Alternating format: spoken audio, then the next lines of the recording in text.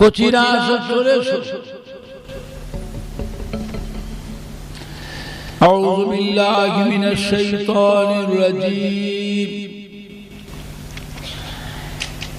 বিসমিল্লাহির রহমানির রহিম। আলহামদুলিল্লাহ আলহামদুলিল্লাহ নাহমাদুহু ওয়া নাস্তাঈনুহু ওয়া নাস্তাগফিরুহু ওয়া নু'মিনু বিহি ওয়া নাতাওয়াক্কালু আলাইহি ওয়া নাউযু বিল্লাহি মিন শুরুরি আনফুসিনা ওয়া মিন সাইয়্যাতি আ'মালিনা।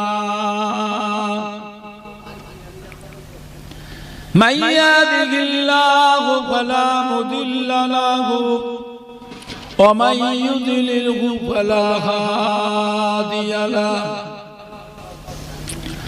ونشهد أن لا إله إلا الله وحده لا شريك له ونشهد أن سيدنا وحبيبنا ومولانا محمدا عبده ورسوله أما بعد فيا أيها الحاضرون رحمكم الله. وقال الله تعالى في كلام المجيد والفرقان الحميد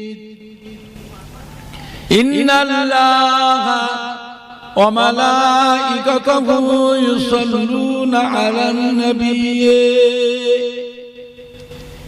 يا أيها الذين آمنوا صلوا عليه وسلموا تسليما. اللهم صل على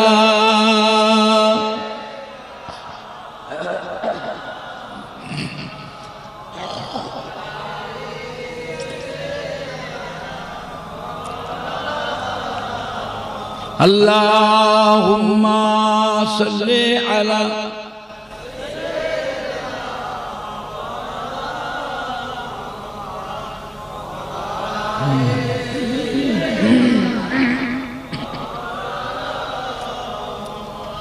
मेरे आँखों के पुतली में जलवा मोहम्मद का, मेरे दिल के आईना में नक्शा मोहम्मद का। कोई जन्नत में जाएगा, कोई दोज़ख में पहुंचेगा,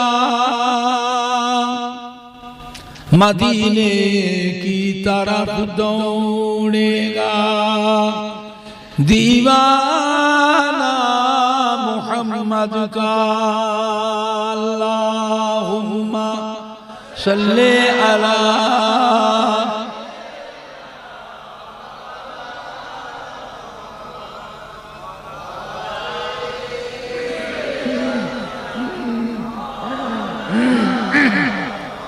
अल्लाहुम्मा सल्ले अला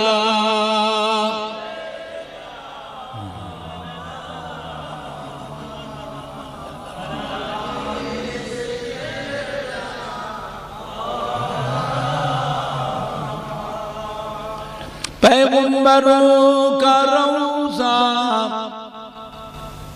दिखा दे खुदाया, दरे मदद से मिला दे खुदाया, शराबे मोहब्बत पिला दे खुदाया। पैगंबरों का का रोज़ा दिखा दे खुदाया अल्लाहुम्मा सल्ले अला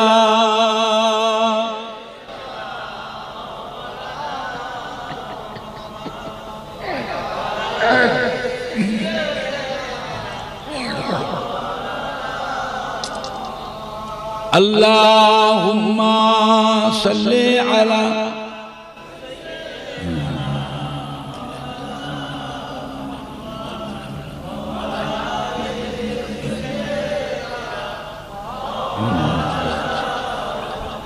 तौहीद का डंका आलम में बजवा दिया कमली वाले ने तौहीद का डंका आलम में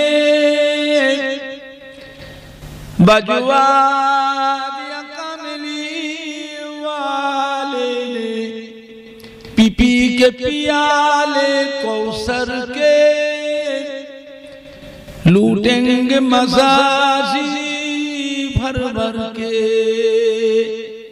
इन्ना आतैना कल कौसर फरमा दिया कमली वाले ने दीनों मिला ईमान मिला पढ़ने को लिए कुरान मिला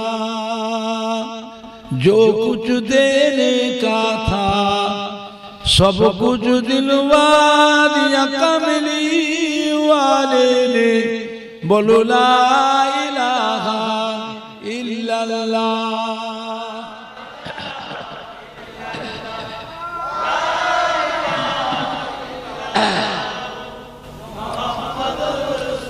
ला इलाहा इल्लल्लाह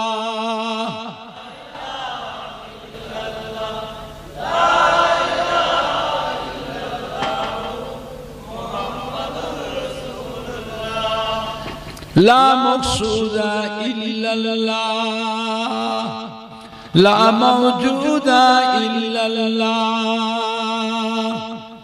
ला मतलूबा इल्लल्लाह ला महबूबा इल्लल्लाह ला इलाहा इल्लल्लाह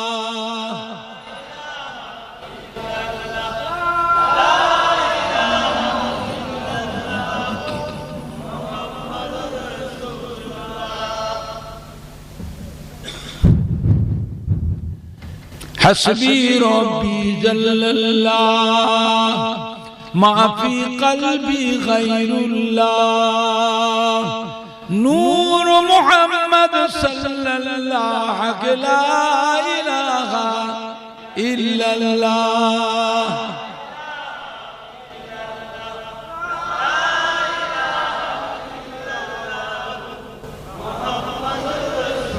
ला इलाहा इल्लल्लाह ला इलाहा इल्लल्लाह मुहम्मदुर रसूलुल्लाह अल्लाहुम्मा सल्ले अला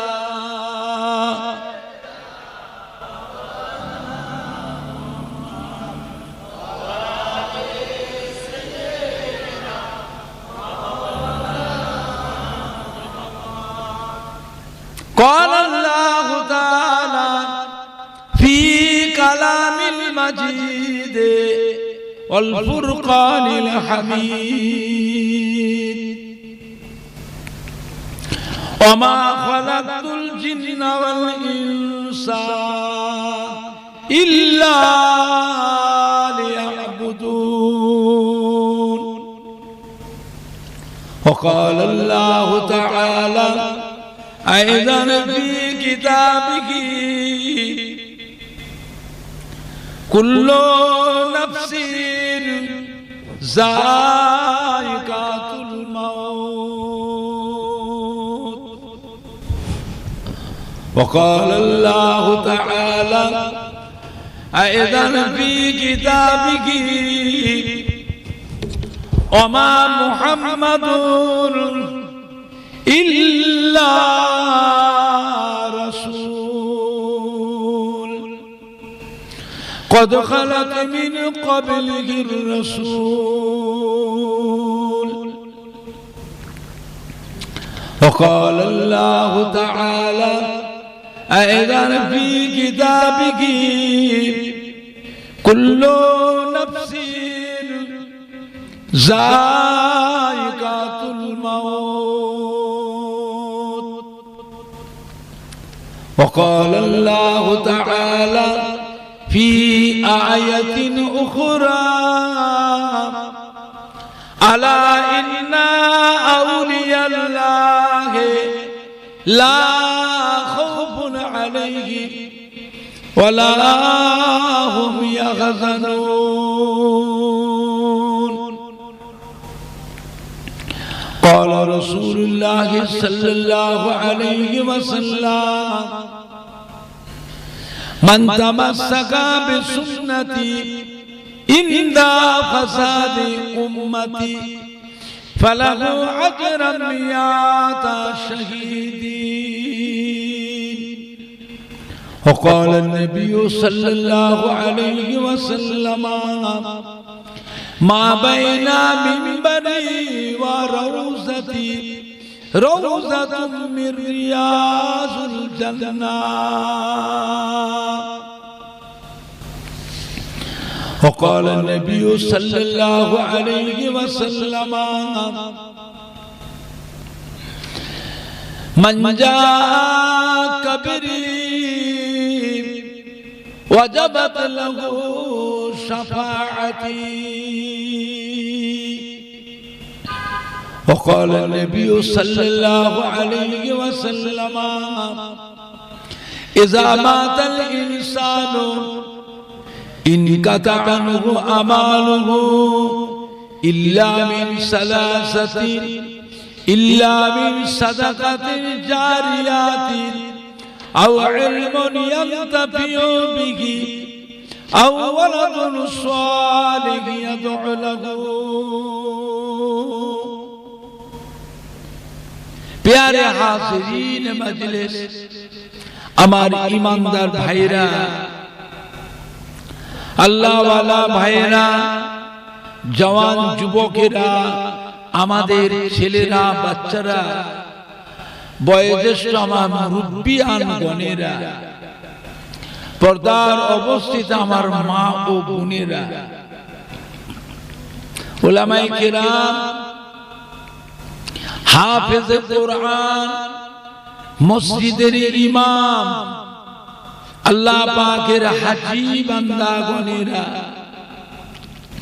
जलसा ओ महफिले इसाले सवाबे हिताकांक्षी दरदी एकनिष्ठ खादेम कर्मी कमिटी साहेबान ओ सदस्य बृंदगणेरा मयना ग्रामबासी आसपास ग्रामबासी सम्मानीय भाई ओ बाबाजीरा आमार फुरफुरा शरीफे दादा पीर किबला रहमतुल्लाह अलैहि मोहब्बतेर मुरीदानदेर कलिजार टुकड़ा नातीरा आमार फुरफुरा शरीफे दादा पीर किबला रहमतुल्लाह अलैहि कलिजार टुकड़ा 5 हुजूर किबला गणेर मोहब्बतेर मुरीदानदेर सोनार टुकड़ा नातीरा आमार फुरफुरा शरीफे दादा पीर किबला रहमतुल्लाह अलैहि मोहब्बतेर खलीफा गणेर मोहब्बतेर मुरीदानदेर सोनार टुकड़ा नातीरा अल्लाह पाकेर नियामत जे अल्लाह पाक आपनाके आमाके ए मयना ग्रामे ईदे मिलादुन नबी उपलक्ष करे एमन एकटा महफिले बसिয়েছে যে মাহফিলে দোয়া করলে দোয়াটাও আজকের দিনে আল্লাহ পাকের দরবারে কবুল হয়ে যায় জোরে বললেন না চিন্তা করুন কোন মাহফিলে বসে আছে আজ কদিন ধরে আমাদের ছেলেরা বাচ্চারা যুবকেরা রাত দিন হাড় ভাঙা খাটাখাটি পরিশ্রম করে এমন একটা সুন্দর মাহফিল কায়েম করেছে, নিজেরা আত্মীয় স্বজন বন্ধুদের সহযোগিতা এমন একটা সুন্দর মাহফিল কায়েম করেছে, যে মাহফিলে শুধু আমি আপনি বসে আছি তা নয়, এর মধ্যে আল্লাহ পাকের অসংখ্য রহমতের ফেরেশতা তারাও এখানে হাজির আছেন। জোরে বলুন ইনশাআল্লাহ। এমন একটা মাহফিল, যে মাহফিলে চুপ মেরে যদি বসেও যদি থাকে, তাহলে জেনে রাখবেন আমার আপনার জীবনের যত সগীরা গুনাহ আছে, সারা জীবনের সগীরা গুনাহগুলিকে আল্লাহ পাক আজকের দিনে এমনি মাফ করে দেয়। জোরে বলা যাচ্ছে না? আজ তওবা করে যায়, আমার আপনার জীবনের যত বড় বড় গুনাহ আছে, কবিরা গুনাহ, সারা জীবনের কবিরা গুনাহগুলিকেও আল্লাহ পাক আজকের দিনে মাফ করে দেন। জোরে বলুন সুবহান। চিন্তা করেন কোন মাহফিলে বসে আছে। আজ আমাদের প্রত্যেকের অবস্থা, বাপ মা দাদু জান নানা জান দাদি জান নানি জান, আত্মীয় স্বজন শ্বশুর শাশুড়ি প্রতিবেশী মাই মুরব্বী কবরবাসী মুর্দারা যে যার কবর থেকে সব আজকে সোনার মানিকদের মুখের পানে চেয়ে রুহানি অবস্থা এতিমের মতো পড়ে পড়ে তারা কাঁদতেছে, শুধু একটু দোয়ার আশায়, নেকির আশায়। আজকে ময়না গ্রামে মাহফিল আছে, ওই মাহফিলে কত নামাজি মুসল্লিরা এসে বসবে, উলামায়ে কেরাম, হাফেজে কোরআন, মসজিদের ইমাম, আল্লাহ পাকের কত হাজী বান্দার এসে বসবে। ওই মাহফিলে ফুরফুরা শরীফ থেকে আমাদের দাদা পীরের আওলাদ, আমাদের ছোট হুজুর পীর কেবলার আওলাদ ওই মাহফিলটায় এসে বসবে। আমাদের সোনার মানিকরা, আমাদের কলিজার টুকরার সন্তানেরা ওই মাহফিলটায় যদি গিয়ে বসে, তাহলে আমরাও কবরে শুয়ে আওলাদ হিসাবে, নাতি হিসাবে, পোতা হিসাবে একটু নেকির ভাগ আমরাও কবরে শুয়ে শুয়ে পাবো। আমরা জানি আল্লাহর নেক বান্দাদের সাথে গুনাহগার বান্দারা যদি বসে, নেককারদের ওসিলায়, আল্লাহ ওয়ালাদের ওসিলায়, নামাজি বান্দাদের ওসিলায় গুনাহগার বান্দার গুনাহকে আল্লাহ পাক দয়া করে মাফ করে দেয়। চিন্তা করে কোন মাহফিলে বসে আছে আমার ভাইজানরা, বাপজানেরা। দোয়া দরকার আছে না? না, দোয়া কিন্তু আলাদা জিনিস। দোয়া সবাই নসিবে লাগে, এটা ভাগ্যের ব্যাপার, এটা নসিবের ব্যাপার। দোয়া যদি সবাই নসিবে যদি লাগতো, আল্লাহ নবীর দোয়াতে মক্কা শরীফে আর বেদিন বেঈমান আর কেউ থাকতো, সবাই মুসলমান হয়ে। তা কি হয়েছিল? মক্কা শরীফের বুকে বড় বড় বেদিন বেঈমান ছিল না? যাদের জুলুমে, যাদের অত্যাচারে আমাদের দয়ার নবী, রহমতের নবী, মায়ার নবী মক্কা শরীফ থেকে হিজরত করে কাঁদতে কাঁদতে মদিনা শরীফে চলে। মদিনা মানুষেরা বড় ভাগ্যবান, মদিনা ছেলেরা যুবকরা বড় ভাগ্যবান। এরা আমাদের নবীকে পেয়ে খুশিতে আনন্দে চাঁদ যেন হাতে পেয়ে গেল। জোরে বলবেন না? জান প্রাণ দিয়ে তারা আমার নবী পাকের সেবা যত্ন, খাই খেদমত, আদর যত্ন করেছিলেন। জনমের মতো শখ সাধ মিটিয়ে দিয়েছে। কিয়ামত পর্যন্ত এই খেদমত করবার সুযোগ আর কেউ পাবে না। নবীকে ভালোবেসেছিলেন কারা? নবী পাকের আদর যত্ন করেছিলেন কারা? আমার নবীকে আশ্রয় দিয়েছিলেন কারা? মদিনার মানুষ। তাহলে আমাকে আপনাকে শিক্ষা নিতে হবে মদিনার মানুষদের কাছে। আখিরি জামানা কত কিসমের মানুষ দুনিয়ায় আবির্ভাব হয়েছে। কে বলে মক্কা শরীফে যাবে, আল্লাহর কাবার হজ করবে, মদিনায় যাওয়া লাগবে না, মদিনায় যাওয়া লাগবে না। জোরে বলুন নাউযুবিল্লাহ। চিন্তা করে মক্কা শরীফে 2 রাকাত নামাজ পড়লে 2 লক্ষ রাকাত নামাজের নেকি পাওয়া যায়। আর মদিনার মসজিদে নববী শরীফে 2 রাকাত নামাজ পড়লে 1 লক্ষ রাকাত নামাজের নেকি পাওয়া যায়। তাহলে নেকি যখন বেশি পাওয়া যায় তাহলে মক্কা শরীফে পড়ে। আজ মদিনায় যান, জিয়ারতের উদ্দেশ্যে যাওয়া যাবে না, নামাজের উদ্দেশ্যে যেতে হবে। নামাজের উদ্দেশ্যে যদি মানুষ যায় তাহলে মানুষ মক্কা শরীফে কেন না? মক্কা শরীফে নামাজ পড়লে 2 রাকাত নামাজে 2 লক্ষ রাকাত নামাজের নেকি। আর মদিনা শরীফে 2 রাকাত নামাজ পড়লে 1 লক্ষ রাকাত নামাজের নেকি বেশি। তো নেকিটা বেশি পাওয়া যাচ্ছে মক্কা শরীফে। তাহলে মদিনায় যাওয়া লাগবে। বলে কিভাবে মানুষকে বিভ্রান্তের মধ্যে ফেলছে, কিভাবে মানুষের ঈমান নষ্ট করছে। মানুষ মদিনা শরীফে যায় নামাজের উদ্দেশ্যে যায় না নবীর মহব্বতে যায়? নবী না হলে কিছু হতো? নবী না হলে কাবা শরীফ হতো? নবী না হলে দুনিয়া হতো? নবী না হলে আমি আপনি হতাম? চিন্তা করে আমার ভাইজানরা, বাপজানেরা, যুবকেরা, এটা আখিরি জামানা, এটা আখিরি জামানা। কত রকম প্রবঞ্চনা দিয়ে মানুষের ঈমানটাকে নষ্ট করছে। বুঝলে আমার ভাইজানরা, বাপজানেরা, যুবকেরা,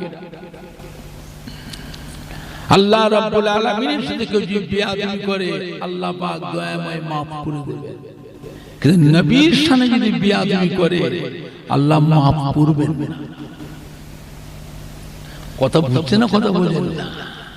নবীর সামনে যদি বেয়াদবি করে এই বেয়াদবি আল্লাহ মাফ করবেন না যতক্ষণ পর্যন্ত নবী না মাফ। চিন্তা করেছে আমার ভাইজানরা, বাপজানেরা, যুবকেরা? মক্কা শরীফের একটা যুবক ছোটবেলায় বাপ মারা গেছিলেন, চাচার কাছে লালন পালন হলে মা খুব কষ্ট করে ছেলেটাকে লালন পালন করেছিলেন। ছেলেটা যখন যুবক হয়ে গেল মা তার ভরণ পোষণ খোরপোশ জোগাতে পারলেন না।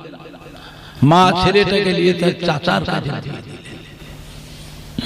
মা এক বাড়িতে ঝি খাটতে লাগলেন। ছেলেটি যুবক হয়ে গেছে। একদিন চাচাকে বলল, চাচা যান, আপনি তো জানেন যে হযরত মুহাম্মদ সাল্লাল্লাহু আলাইহি সাল্লাম তিনি সত্যিকারের আল্লাহর নবী। চাচা বলল, আমারও তো তাই মনে হয়। ওনার কথাবার্তা, চলাফেরা, আদব আখলাক, চাল চলন, আমল আখলাক দেখে মনে তো হয় যে সত্যিকারের আল্লাহর নবী। ভাতিজা বলল, চাচা যান, আজ মক্কার কতগুলি কুফারে কুরাইশদের অত্যাচারে অমন একজন মহান ব্যক্তি আমাদের মক্কা থেকে হিজরাত করে মদিনায় চলে গেলেন। আমি আশা করেছিলাম চাচা যান আপনি হয়তো ওনার হাতটাকে ধরে ঈমানের কলেমা পড়ে মুসলমান হয়ে যাবেন, তাহলে সেই সাথে আমিও ওনার হাতটা ধরে ঈমানের কলমা পড়ে মুসলমান হয়ে যেতাম।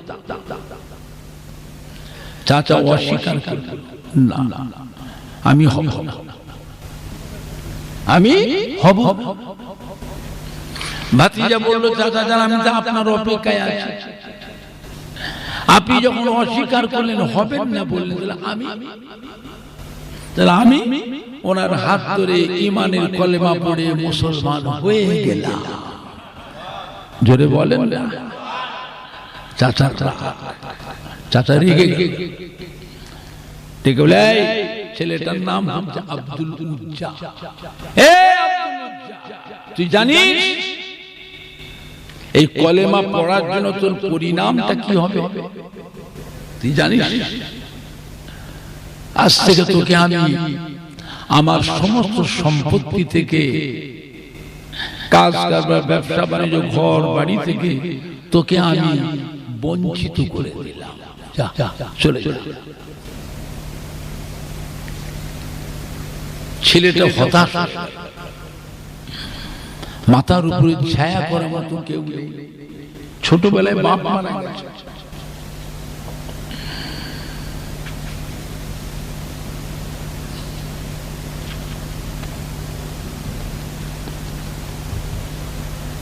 ভাতিজা বলল, চাচা যান,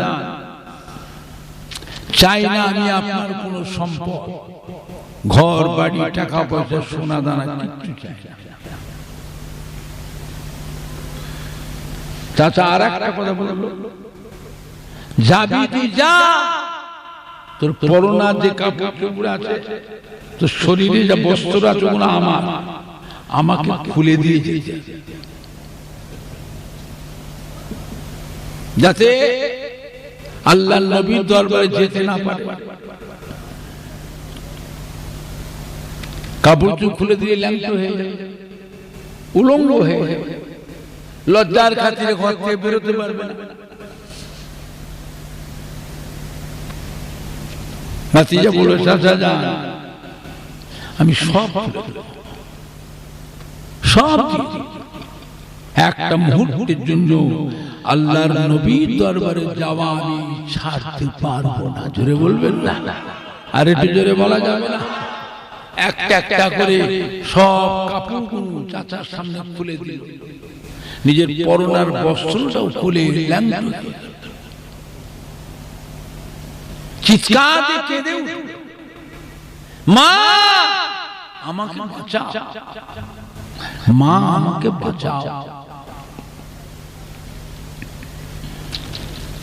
পাশের বাড়িতে মা ঝি ঘাটে, ছেলের কান্নার আওয়াজ শুনতে পেয়ে মা লাফ দিয়ে বাড়ির ভিতরতে বাইরে বেরিয়ে পড়ল। কি হলো রে বাবা আব্দুল উজ্জা, তুই অত জোরে কেঁদে উঠলি কেন? কি হয়েছে তোর? কি হয়েছে অত জোর কাঁদলি? হাঁপাতে হাঁপাতে মায়ের সামনে যখন এসেছে, জওয়ান ছেলে ল্যাংট দেখে মা লজ্জায় তাড়াতাড়ি করে মুখে হাত চাপা, জওয়ান ছেলে ল্যাংট, এ কি হলো রে বাবা? হ্যাঁ, একটু আগে তোকে দেখে গেলাম, সুন্দর জামা কাপড় পরে আনন্দের সাথে ঘুরছিস, বেড়াচ্ছিস, হ্যাঁ তুই ল্যাংট হয়ে গেছিস কি?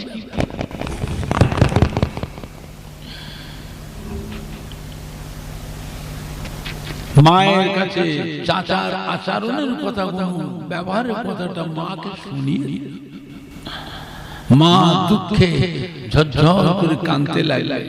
ছেলেটাকে জড়িয়ে ধরে, ছেলের মাথাটাকে বুকের সঙ্গে চেপে ধরে মাও কাঁদছে, ছেলেও কাঁদছে, মাও কাঁদছে, ছেলেও কাঁদছে। মাকে দেখে বলে, আব্দুল উজ্জা কাঁদিসনি, তোর বাবা তোকে খুব ছোট রেখে মারা গিয়েছে, আমি তোকে কষ্ট করে চেয়ে মেঘে নিয়ে এসে তোকে খাইয়ে পরিয়ে লালন পালন করে বড় করেছি।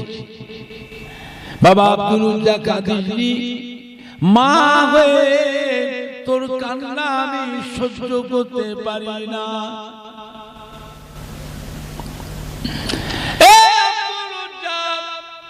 তুই আমাকে বল কি চাস, কি দিলে তোর কান্নাটা বন্ধ হবে? আব্দুল উজ্জা বলেছিল, মা গো, তোমার কাছে অন্য কিছু চাই না, তুমি আমাকে একখানা বস্ত্র দান করো, আমার ইজ্জত আবরুটা ঢাকবার মতো। মা নিজের হাতে সেলাই করা ছিঁড়া একটা কম্বল অথবা কাঁথা আব্দুল উজ্জাকে দান করল। আব্দুল উজ্জা মায়ের দোয়া ছিঁড়া কম্বলটা কোন রকমে নিজের ইজ্জত আবরুটা ঢেকে মায়ের কাছে বিদায় নিয়ে চলে গেল। মা, আমাকে বস্ত্রটা দাও, এই বস্ত্রটা দিয়ে আমি মদিনা শরীফে যাব। দিনের নবী, দয়ার নবী, রহমতের নবী চাঁদ মুখখানা যে এক নজর দেখতে পায়, আমার মনে আর কোনো দুঃখ থাকবে না।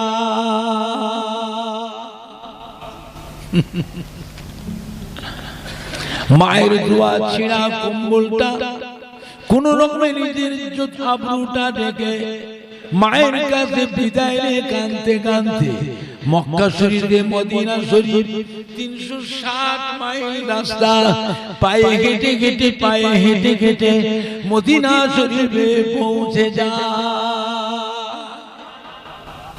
মদিনা শরীফে যে খোঁজে নবী কোথায়, নবী তো মক্কা থেকে হিজরত করে মদিনায় এসেছে, নবী কোথায় আছে?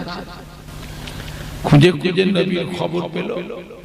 হুজরাত শরীফে নবী আরাম রাতের অন্ধকারে হুজরাত শরীফের দরজার সামনে গিয়ে দাঁড়িয়ে আছে। প্রচন্ড ঠান্ডা, থরথর থরথর করে কাঁপছে, প্রচন্ড ঠান্ডা। ছেলেটি আল্লাহ রাসূলের হুজরাত শরীফের দরজার সামনে দাঁড়িয়ে অপেক্ষায় রয়েছে আল্লাহ রাসূল কখন আসবেন, কখন বেরোবে। গভীর রাতে আল্লাহর হাবিব হুজরাতের দরজাটা খুলে বেরিয়েছে। বেরিয়ে দেখছেন দরজার সামনে যুবক ছেলে দাঁড়িয়ে আছে। কে রে বাবা তুমি, এত রাত্রিরে আমার ঘরের দরজার সামনে দাঁড়িয়ে আছো? কে বাবা তুমি? যুবকটি বলল, হুজুর আপনি চিনতে পারছেন না, আমার নাম হলো আব্দুল্লাহ, আমার নাম ছিল আব্দুল উজ্জা, আপনি আমার নামটা পরিবর্তন করে আব্দুল্লাহ রেখেছেন, আমি সেই আব্দুল্লাহ। দেখে তো মনে হয় তোমার পরনার কাপড় নাই, উলঙ্গ অবস্থায় আছো, একখানা কাপড় পরিধান করে আছো। তুমি আব্দুল্লাহ, তোমার বাপ চাচারা বড় ব্যবসায়ী, মক্কার বড় ধনী, বড় ব্যবসায়ী, তুই ব্যবসায়ী লোকের ছেলে। তোমার বাপ চাচারা সকাল সন্ধ্যা নতুন জামা কাপড় পরিবর্তন করত, তুমি সেই আব্দুল্লাহ। এরকম দুর্দশা কেন হলো বাবা? তুমি তো ধনী লোকের ছেলে, মক্কার নাম করা বড় ব্যবসায়ী লোকের ছেলে। বলো হুজুর আমি আপনার কাছে ঈমানের কলেমা পড়েছি, আমি আপনার দরবারে আসা যাওয়া করি, চাচা আমাকে মেনে নেয় না। আমাকে বললো হযরত মুহাম্মদের দরবার ছাড়বি না তুই আমার ঘর থেকে বেরিয়ে যা। আমি বললাম চাচা ঘর ছেড়ে দিতে পারি, একটা মুহূর্তের জন্য আল্লাহ নবীর দরবারে যাওয়া বন্ধ করতে পারবো না। জোরে বলুন সুবহানাল্লাহ। চাচা আমাকে আবার একটা কথা বলল, তোর পরনার কাপড়গুলো আমার, আমি দিয়েছি, ওগুলো খুলে দিয়ে যেতে হবে। আমি তখন বললাম চাচা যান, সর্বহারা হয়ে যেতে পারি, পরনার কাপড় সব খুলে দিয়ে ল্যাংটো হয়ে যেতে পারি, একটা মুহূর্তের জন্য আমি ঈমান হারা হতে পারবো না। সব কাপড়গুলো খুলে নিল, ল্যাংট হয়ে গেছে। মায়ের কাছে গিয়ে কাঁদলাম, মা একখানা কাপড় দেবেন মা, আমার ইজ্জতটা ঢাকার মতো একখানা কাপড় দেবেন মা। মা আমাকে একখানা ছিনা কম্বল দিয়ে, এই কম্বলটাকে কোন রকমে নিজের ইজ্জত আবরুটা ঢেকে মাকে বললাম, মা চললাম মা, আমি মদিনা শরীফে চললাম, দিনের নবী, দয়ার নবী, রহমতের নবী দরবারে গিয়ে হুজুরের চাঁদ মুখখানা এক নজর দেখতে পায়, আমার মনে আর কোনো দুঃখ থাকবে না।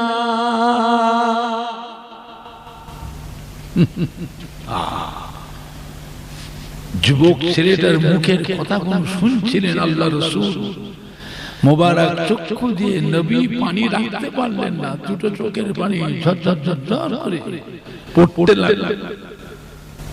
আল্লাহ রাসূল ডাকলেন, এইদিকে আয়, আমার ঘরে ভিতরে, আমার হুজরার ভিতরে। আল্লাহ রাসূল যুবকটাকে ঘরের মধ্যে ডেকে, হুজুরের হুজরার মধ্যে ডেকে আল্লাহ রাসূলের দুখানা ব্যবহারকৃত কাপড় দিলেন, এলে ধর, এই দুটো কাপড় আমি দিলাম, আমার ব্যবহারকৃত কাপড়, এই দুটো কাপড় তুমি পরবে। জোরে বলুন না। আল্লাহ নবীর ব্যবহারকৃত পুরাতন কাপড় হলেও উম্মত হিসাবে সেই কাপড়টার দাম আছে না নাই? রাসূল পাক দুখানা বস্ত্র দিলেন, দুখানা বস্ত্র পরিধান করে আল্লাহ রাসূল লিয়ালেন মদিনার মসজিদে নববী শরীফে। সাহাবায়ে কেরামদের ডাকলেন, ও আমার সাহাবীরা, এই ছেলেটা অসহায়, নিরাশ্রয়, নব মুসলিম, একে তোমরা সবাই মিলে দেখবে, এর যা কিছু দরকার হবে, প্রয়োজন হবে, সেগুলো তোমরা সবাই মিলে দেবে। সবাই আর কি থাকবে কোথায়? মদিনার মসজিদে নববী শরীফে থাকবে। জোরে বলবেন না। মদিনার মসজিদে নববী শরীফ, আল্লাহ রাসূলের রওজা মোবারকের সামনে দেখবেন একটা জায়গা পাথরের প্লেট দিয়ে এমনি সীমানা করে ঘিরে রাখা, এই জায়গাটা হলো আসহাবে সুফফা। এই জায়গায় 360 জন সাহাবা থাকতেন, অসহায়, নিরাশ্রয়, অনাথ, নব মুসলিম। এইগুলিকে আল্লাহ রাসূল নিজে লালন পালন করতেন। জোরে বলবেন না। অনেক সময় আল্লাহ নবী নিজে সাহাবাদের থেকে চাইতেন, বাবা কিছু দাও, তোমরা সবাই কিছু দাও। এরকম অনাথ, অসহায়, নিরাশ্রয়, নব মুসলিম আমি রাসূলুল্লাহ সাল্লাল্লাহু আলাইহি ওয়াসাল্লাম দিচ্ছি, তোমরাও কিছু দাও। সাহাবায়ে কেরামদের থেকে আল্লাহ রাসূল চাইতেন, তবে এই সাহাবাগুলোকে কিন্তু আল্লাহ রাসূল নিজে লালন পালন করতেন। জোরে বলবেন না। এ থাকবে মদিনার মদিনা নববী শরীফে থাকবে, একে নামাজ শিখিয়ে দাও, দোয়া দরুদ শিখিয়ে দাও, কোরআন শরীফ শিখিয়ে দাও। সাহাবায়ে কেরামরা নিয়ে দোয়া দরুদ সব শিখিয়ে দিলেন, কোরআন শরীফ শিখিয়ে দিলেন। কোরআন পাক শিখে হযরত আব্দুল্লাহ মদিনার মসজিদে নববী শরীফে সারা রাত ধরে জেগে জেগে কোরআন পাক তিলাওয়াত করতে লাগলেন। জোরে বলবেন। এত জোরে জোরে পড়তে লাগলেন, অন্যান্য সাহাবাদের অসুবিধা হয়, মানা করে শোনে না। সবাই তো জেগে নেই, কিছু কিছু সাহাবা তো আসহাবে সুফফার মধ্যে ঘুমায়। কোরআন পাক হলেও এমন জোরে পড়া চলবে না, একটা মানুষ ধরুন ঘুম নিন যাচ্ছে, তার ঘুমের অসুবিধা না হয়। একটা মানুষ ধরুন তাহাজ্জুদের নামাজ, কোরআন শরীফ আল্লাহর কালাম বলে এমন জোরে জোরে পড়া চলবে না, ওর নামাজের ব্যাঘাত না হয়, অসুবিধা না হয়। সাহাবারা মানা করে শোনে না, যুবক তো শোনে না, আর যেটা মনের মধ্যে ঢুকে গেছে সেইটার উপরে মজবুত। সাহাবারা করলেন কি, সব দল বেঁধে এসে আল্লাহ রসুলের সামনে ওনার বিরুদ্ধে অভিযোগ করলেন, ইয়া রাসূলুল্লাহ, ইয়া হাবিবাল্লাহ, আপনার আব্দুল্লাহ ও আমাদের কথা শোনে না, এমন জোরে জোরে কোরআন শরীফ পড়ছে, হুজুর আমাদের কষ্ট হচ্ছে, আমাদের অসুবিধা হচ্ছে, আপনি একটু মানা করে দেন। আমরা মানা করি, শোনে না, আপনি একটু মানা করে দেন। যেই বলেছে মানা করে দেন, আল্লাহ রাসূল কিন্তু কেঁদে ফেলেছে, ধমক, আমি আল্লাহ রাসূল হয়ে, আল্লাহ নবী হওয়া সত্ত্বে আমার যুবক সাহাবা নব মুসলিম আব্দুল্লাহকে কোরআন পাক তেলাওয়াত করতে মানা করতে পারবো? তোমরা জানো না ওর ঈমানের দাম অনেক বেশি, অনেক বেশি দাম দিয়ে ঈমান কিনেছে। ও মক্কা শরীফ থেকে এসেছে, পরনার বস্ত্রটাও আনতে পারে, ওর উপরে অনেক অত্যাচার, ওর উপরে অনেক জুলুম হয়েছে। ও আজকে কোরআন পাক তেলাওয়াত করছে, মনের ভিতর থেকে দুঃখটা, ব্যথা বেদনা, কষ্টটা আস্তে আস্তে চাপা পড়ে যাচ্ছে। আল্লাহ পাকের মুহাব্বত এসে ওর কলবের মধ্যে এসে জমা হচ্ছে। জোরে বলবেন না, আর একটু জোরে বলা যাবে না? আমি আল্লাহর নবী হওয়া সত্ত্বে আমার যুবক সাহাবা আব্দুল্লাহকে কোরআন পাক তেলাওয়াত করতে মানা করতে পারবো না। রাসূল পাক ধমক দিয়েছিলেন সাহাবায়ে কেরাম আল্লাহ রাসূলের সামনে কিছু বলতে পারছে না, মনের মধ্যে দুঃখ পেয়েছে। নবী পাক ধমক দিয়েছে, সাহাবারা মনে কষ্ট পেয়েছে। আল্লাহ রাসূল কিছুক্ষণ পরে আবার ডাকলেন, ও আমার সাহাবা, এদিকে তোমাদের ছোট ভাই, ছোট ভাই মানিয়ে নাও। আমি রাসূলুল্লাহ সাল্লাল্লাহু আলাইহি ওয়াসাল্লাম বলছি, বাবা মানিয়ে কোথায় যাবে, কোথায় যাবে? আমার কাছে এসেছে।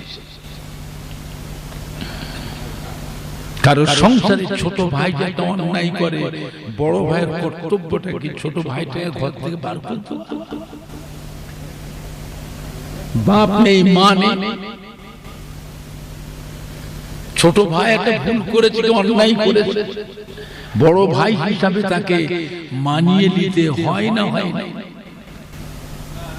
আল্লাহ রাসূল এমন ভাবে বললেন, তোমাদের ছোট ভাই।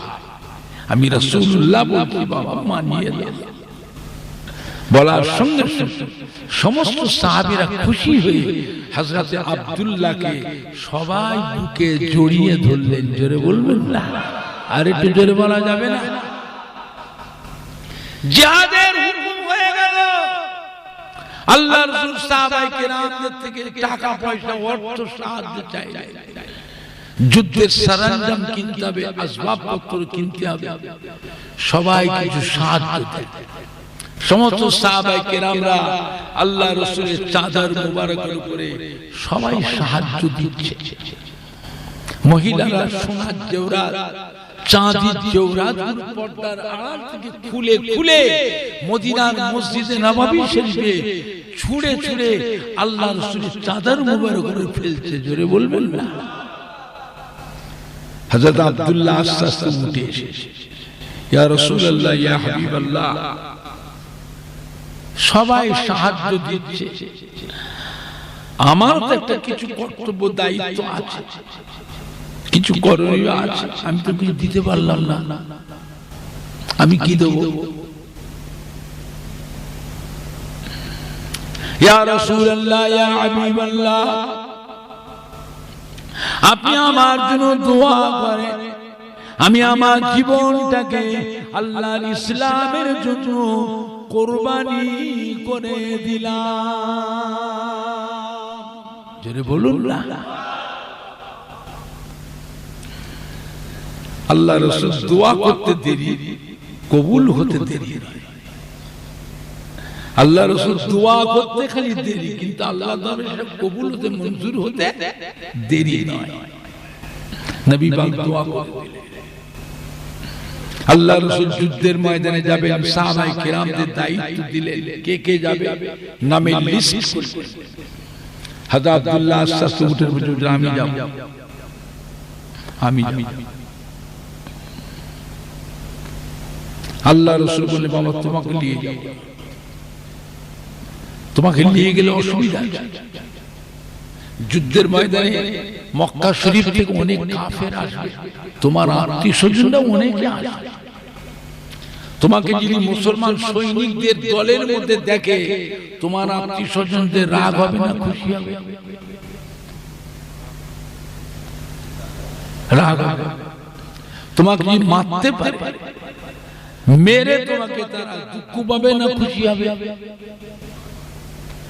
যুদ্ধের ময়দানে সমস্ত সাহাবীরা, সৈনিকরা ব্যস্ত থাকবে, তার মাঝে তোমার লাশটাকে হাইজ্যাক করে নিয়ে চলে যায়, তোমার লাশটাকে হাইজ্যাক করে নিয়ে যে বেইজ্জতি করবে, তাতে আল্লাহর ইসলামের অসম্মান হবে। তোমাকে নিয়ে যাব, কাঁদছে, আমি যাব,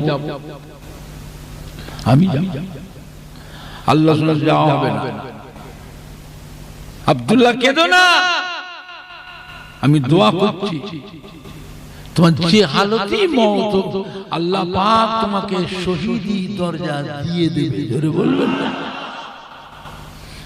আব্দুল্লাহ বলে, ইয়া রাসূলুল্লাহ, আমি জানি, আপনি বলেছেন, আপনার জবানে শুনেছি, শহীদ অবস্থায় মারা গেলে কবরে মুনকার নেকির ফেরেশতা আসে না। শহীদ হয়ে মারা গেলে কবরে সওয়াল জবাব তার কবরে হবে না। শহীদ হয়ে মারা গেলে কিয়ামতের ময়দানে তার হিসাব নিকাশ হবে না। শহীদ হয়ে মারা গেলে বিনা হিসাবে আল্লাহর বেহেশতে চলে যাবে। আল্লাহ রাসূল বললেন, সব দোয়া তোমার কবুল হবে, তুমি নিয়ে যাও। তো যে অবস্থায় মওত, আল্লাহ তোমাকে শহীদি দরজা দিয়ে দেবে। জোরে বলুন না সুবহানাল্লাহ। সাহাবায়ে কিরামদের আল্লাহ রাসূল যুদ্ধের ময়দানে যাচ্ছেন, আব্দুল্লাহ পেছন থেকে ছুটে ছুটে আসে, আল্লাহ বললেন, যাও মদিনায় ফিরে যাও, তোমায় নিয়ে যাব, ফিরে যাও। ও কাঁদছে, কাঁদতে কাঁদতে রাস্তার উপরে জ্বর, জ্বরেতে বেহুশ। আল্লাহ রাসূল থেমে গেলেন। আল্লাহ রাসূল সাহাবায়ে কিরামদের যাদের নিয়ে যাচ্ছিলেন, তার মধ্যে দুজন সাহাবা বললেন, তোমরা যুদ্ধের ময়দানে যাবে না, ওকে নিয়ে তোমরা মদিনায় চলে যাও। ও সেবা যত্ন করবে, ওর খাওয়া দাওয়া দিয়ে লক্ষ্য রাখবে, ওর চিকিৎসা, ওষুধ পানি সমস্ত কিছু তোমরা করো, সেবা যত্ন করো, যাও। আল্লাহ রাসূল যুদ্ধের ময়দানে গেলেন।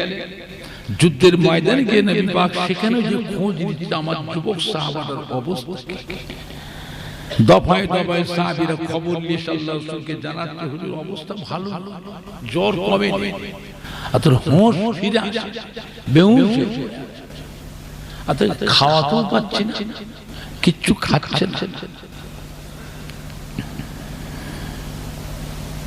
একটা মানুষ না খেয়ে কতক্ষণ বাঁচতে পারে?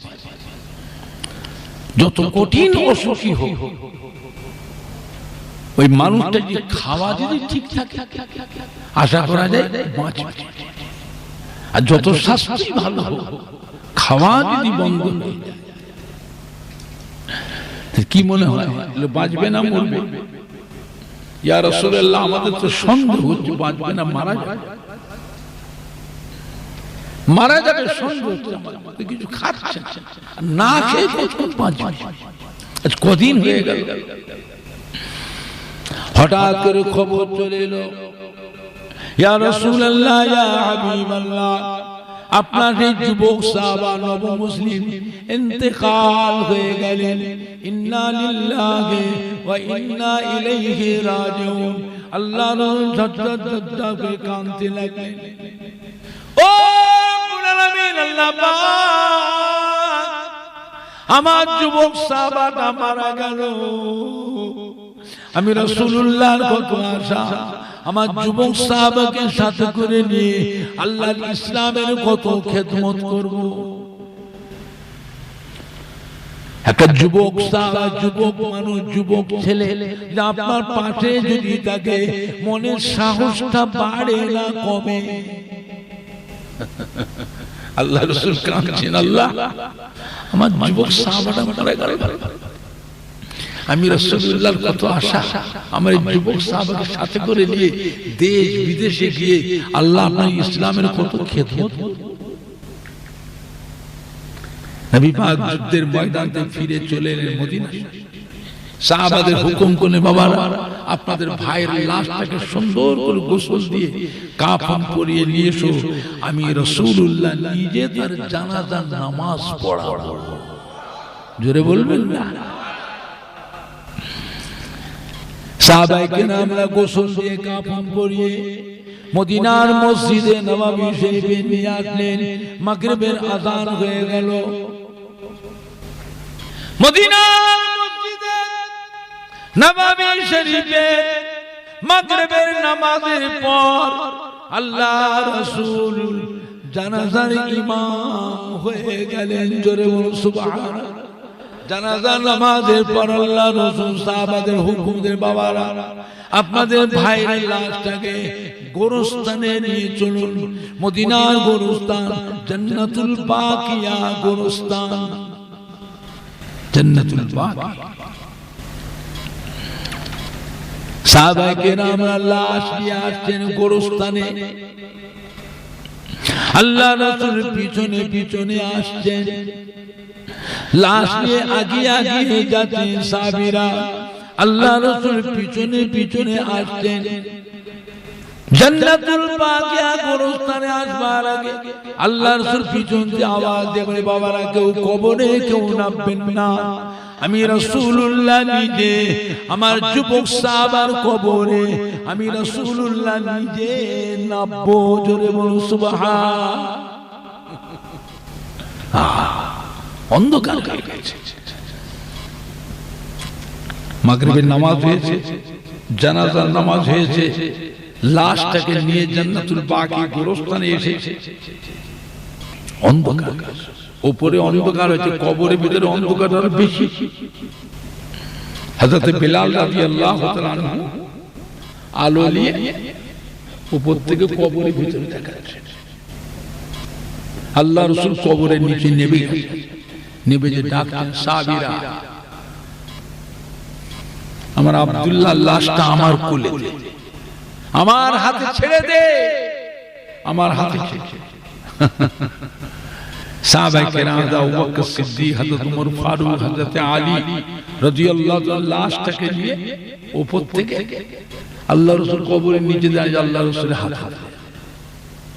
আল্লাহর লাশটাকে জড়িয়ে দিয়ে হাউ হাউ করে কাঁদতে লাগলেন লাশটাকে বুকে জড়িয়ে দিয়ে হাউ হাউ করে কাঁদতে লাশটাকে ধরে আল্লাহর রাসূল এমনি করে উপর দিকে তুললেন আল্লাহ আজকে সন্ধ্যার আগে পর্যন্ত আমার আব্দুল্লাহর উপর আমি রাসূলুল্লাহ খুশি ছিলাম আমি নবী খুশি আপনিও খুশি হয়ে যান আল্লাহ আমার আব্দুল্লাহকে এখন আপনার হাতে সুপুরত করে দিলাম আপনি আমার আব্দুল্লাহকে হেফাজত করবেন জোরে বলবেন না আর একটু জোরে বলা যাবে না দরুদ শরীফ আল্লাহুম্মা সাল্লি আলা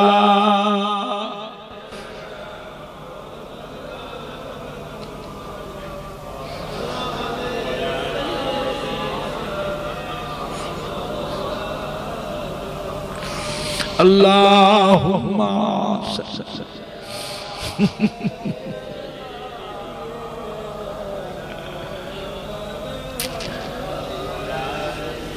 কি কপাল আল্লাহ করেছে বাবা। আল্লাহ রাসূলের দোয়া করতে দেরি, কবুল হতে দেরি, কবুল হতে দেরি নয়। আমার ভাইজানরা, বাপজানেরা, যুবকেরা, নবী আমার দয়ার নবী, রহমতের নবী, আল্লাহ আমার নবীকে কি নিয়ামত করেছেন বাবা। হ্যাঁ, 9 জনে 11 জনে বিবি, এক এক বিবির ঘরে আল্লাহ রাসূল এক এক রাতে তাশরীফ রাখতেন। আম্মা জান হযরত আয়েশা সিদ্দিকা রাদিয়াল্লাহু আনহার ঘরে আল্লাহ রাসূল তাশরীফ রেখেছেন। আম্মা জান হযরত আয়েশা সিদ্দিকা রাদিয়াল্লাহু আনহা ফরমাতেন, আল্লাহ নবীর জীবনে এমন একটা রাত, এমন একটা সকাল আসে না যেদিন সন্ধ্যা, যেদিন সকালে পচা গমের আটা রুটি, পচা খাজুরকে আল্লাহ রাসূল পেট ভরে খেয়েছেন, এমন একটা দিন আল্লাহ নবী জীবনও নজির নাই। আম্মা জান হযরত আয়েশা সিদ্দিকা রাদিয়াল্লাহু তাআলা ফরমাতেন, আল্লাহ নবী গমের আটাকে, জবের আটাকে চালনিতে চেলে উপরে যে ছিবড়া ভুসিটা থাকে, এই ভুসিটাকে আল্লাহ নবী খাদ্য হিসাবে খেয়েছেন। জোরে বলুন সুবহান। আম্মা জান হযরত আয়েশা সিদ্দিকা রাদিয়াল্লাহু তাআলা ফরমাতেন, আল্লাহ নবী खजूर के पानी के, खुरमा के पानी के, खजूर के पानी के दिनेर पर दिन, सप्ताह पर सप्ताह, एक मास पर्यন্ত আল্লাহ নবী ঘরে রান্নার জন্য চুলায় হাঁড়ি চড়ে না। নবী আমার দুটো হাত মোনাজাত আল্লাহুম্মা আইনি মিসকিনা ওয়া মিতনি মিসকিনা ওয়া হাশরনি ফি যুমরাতিল মাসাকিন ইয়াউমাল কিয়ামা।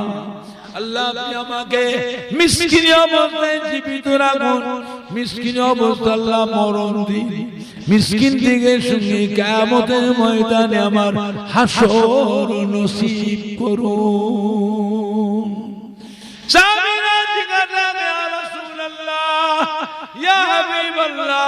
আপনি এই দোয়া কেন চাইলেন?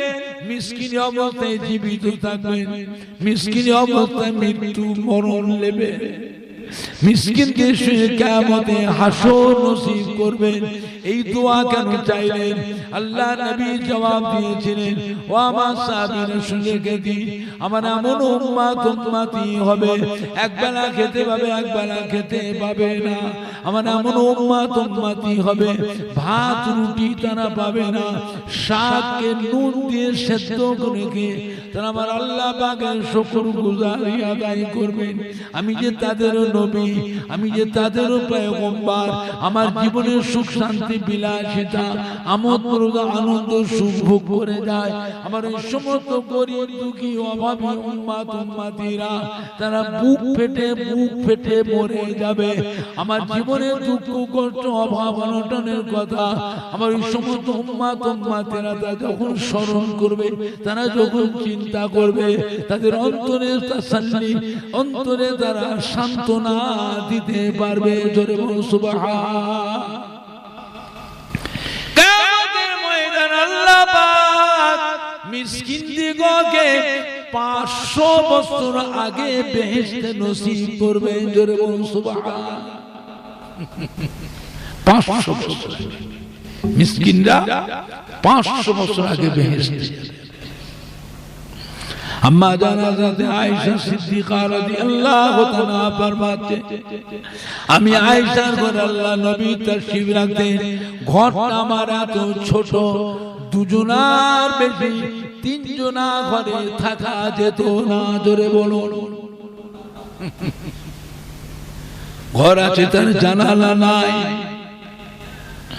ঘর ছিল তার জানালা ছিল না, দরজা ছিল তার কপাট ছিল না। দরজা ছিল, কপাট, দরজার সামনে একটা চামড়া, এমনি করে চামড়া একটা ঝোলা দরজার।